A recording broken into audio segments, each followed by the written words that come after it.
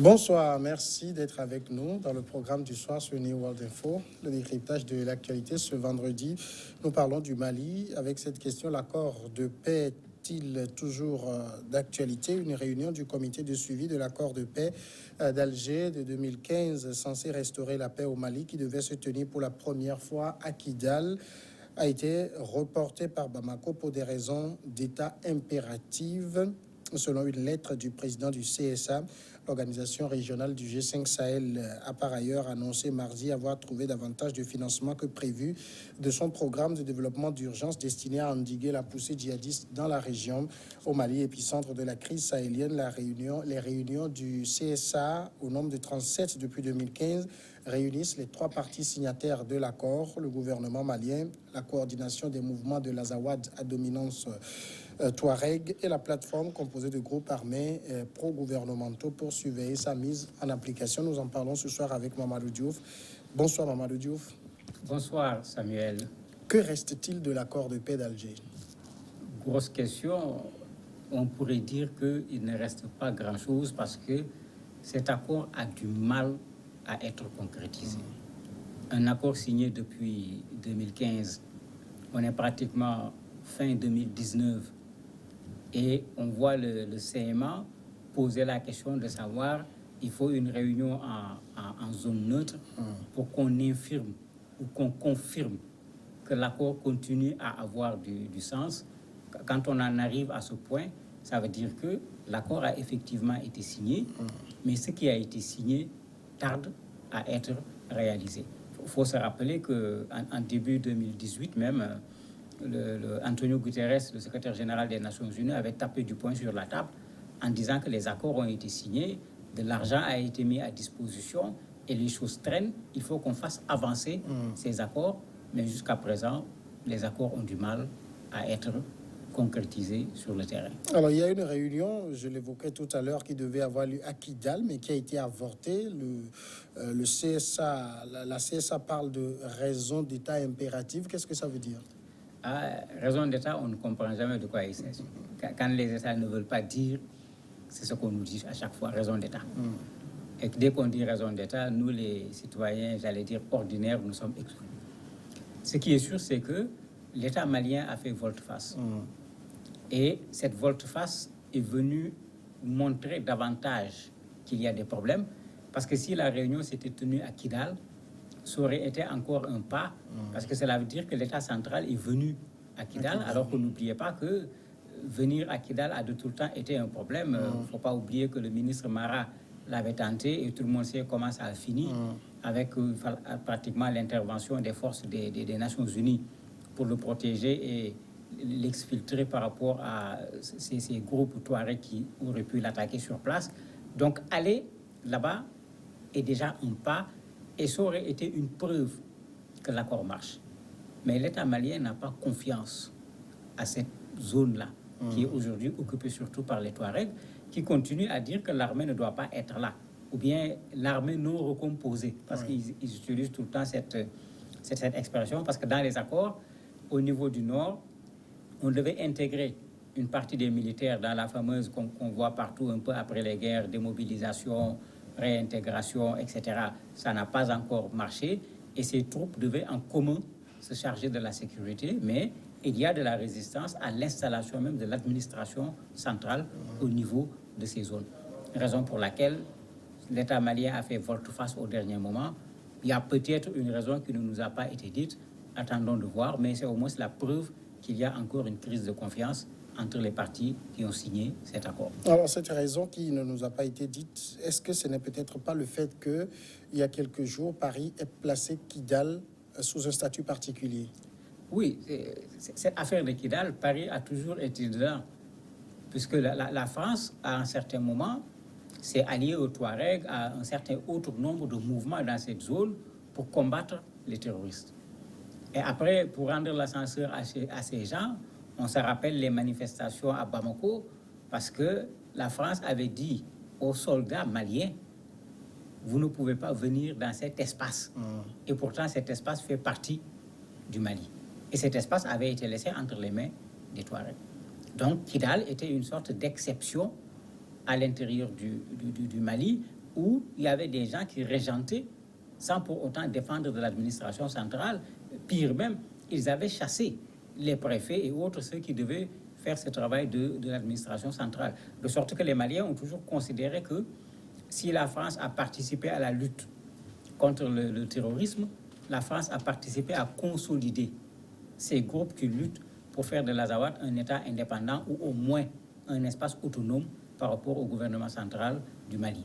Et le fait que la France parle encore de statut spécial vient renforcer cette position que les Maliens ont. On voit régulièrement manifester contre la France en pensant qu'ils jouent à un double jeu sur le terrain malien. Est-ce qu'il faut parler clairement de caducité de l'accord de paix? Pas encore, parce que l'ONU est là encore. L'accord a été signé à Alger. Il y a le gouvernement algérien, même la rencontre qui a été avortée, le ministre algérien des Affaires étrangères devait être là-bas. Il y a des garants de l'accord. Mais ce que les rebelles ne disent pas, les rebelles Touaregs en particulier, c'est qu'eux également, il y a plein de choses qu'on leur reproche. L'ONU a fait une enquête, une commission d'enquête indépendante, et l'enquête a montré que les Touaregs qu'on a utilisés pour combattre ces terroristes, il y a des liens indiscutables entre eux et les terroristes. Même certaines attaques contre les casques bleus, on a démontré que les attaques ont été faites en relation avec des mouvements Touaregs qui sont signataires de l'accord de paix. Il y a pire même, certains parmi eux, le maire de Talatay en particulier, qui fait partie d'un des mouvements Touaregs, est connu comme étant un agent aussi bien de Ansaroudine que des États islamiques dans le Grand Sahel. Et l'ONU avait dénoncé, si vous vous rappelez, à un certain moment même, il y avait 5 personnalités qui avaient été sanctionnées par les Nations Unies en considérant que c'est des facteurs de blocage pour ce qui est de la réalisation de ces accords. Donc c'est vrai que le CMA tire sur l'État malien, mais le CMA doit également regarder de son côté, parce qu'il y a un double jeu. On les a pris en flagrant délit, impliqués dans des violences, et ce sont ces violences également qui constituent des obstacles qui retardent l'application de cet accord. Et qu'est-ce que le CMA reproche à l'État malien dans l'application de l'accord? Plusieurs choses. La première chose, la réintégration n'est pas allée jusqu'au bout. Dans l'accord, par exemple, la réintégration devrait être terminée en 2018. Nous sommes en 2019. On est juste à un test où il y avait 1600 à peu près combattants qui ont été repris pour les réintégrer au niveau de l'armée. Mais il y a toujours un problème. Ces gens ne sont pas considérés comme des fonctionnaires. Ces gens ne sont pas considérés comme... Ils n'ont pas un statut militaire. Ils ne sont pas considérés exactement comme des militaires. De sorte que le CMA dit non, il faut un cadre juridique pour qu'on dise clairement ces gens-là, dans quoi ils sont. Il y a le déploiement de l'administration qui avait été décentralisé, qui avait été décidé. On est à peu près autour de 34% de déploiement de l'administration, puisque l'administration malienne ne veut pas s'installer dans ces zones à cause de l'insécurité, d'autant que souvent, c'est eux qui sont ciblés par un certain nombre d'attaques. Ça faisait partie de ces accords et on ne l'a pas. Un autre élément également, le CMA reproche à l'armée malienne d'être en train de se redéployer dans certaines zones, alors que c'est une armée reconstituée qui devait se déployer dans cette zone. Quand on dit reconstituée, cela veut dire qu'il doit y avoir des éléments des 3 parties. Les groupes armés qui soutiennent le pouvoir, tout comme le CMA, à l'intérieur de l'armée qu'on redéploie dans ces zones. Alors que le redéploiement de l'armée malienne, tout le monde le connaît, il y a une résurgence des violences terroristes, mais il y a également une autre violence qui est là aujourd'hui, la violence intercommunautaire. Est-ce que l'armée malienne va attendre qu'on recompose l'armée avant de régler ces problèmes? Parce que ces violences communautaires sont également dans des zones où vous avez ces mouvements qui font preuve d'une certaine résistance par rapport à cela. Donc voilà un certain nombre d'éléments que le CMA reproche à l'État malien, qui fait qu'eux, ils considèrent que l'accord est en train de devenir caduc, parce que c'est comme si l'État malien piétine certains aspects de cet accord. Alors, ceci se passe au moment où le G5 Sahel dit que maintenant, il a assez de moyens pour mieux jouer sa mission.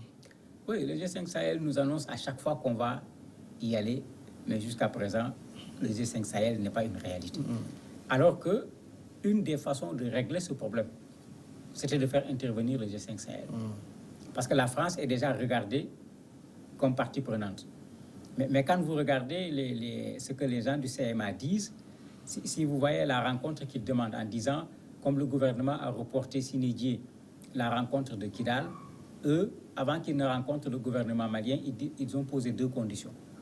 Première condition, ils veulent savoir qui est leur interlocuteur. Parce qu'ils disent parfois c'est le ministre des Affaires étrangères, Tchébile Dramé, qui vient discuter avec eux.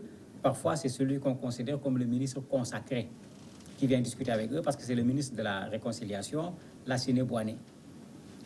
Deuxième élément qu'ils donnent comme reproche et qui pour eux également est un élément important, c'est que au niveau de ces accords, il y a quelque chose qui les frustre puisque on ne met pas en place, comme je l'ai dit tout à l'heure, cette administration décentralisée, mais surtout, eux, ils s'interrogent sur où veulent aller les gens de la CEDEAO.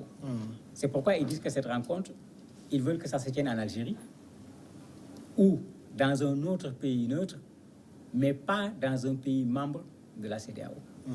Pourquoi? Parce qu'ils comprennent très bien que le jour où le G5 Sahel sera véritablement fonctionnel, le G5 Sahel ne risque pas de faire avec les Touaregs ce que la France a fait avec les Touaregs.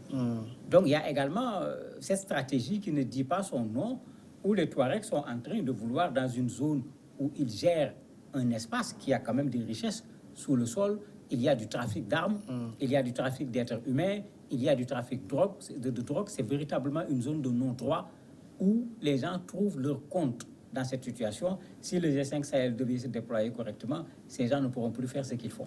Et vous voyez, ils sont déjà en train d'accuser les pays membres de la CEDEAO de ne pas respecter une certaine neutralité.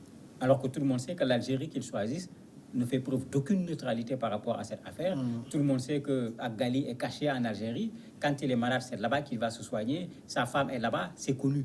Donc même s'il parle de neutralité, l'Algérie n'est pas plus neutre que les pays de la CEDEAO qu'ils sont en train de refuser. Mamadou Diouf, merci d'avoir répondu à nos questions. C'est moi qui vous remercie. Nous sommes vendredi et nous recevons chaque vendredi l'invité sport. À tout à l'heure.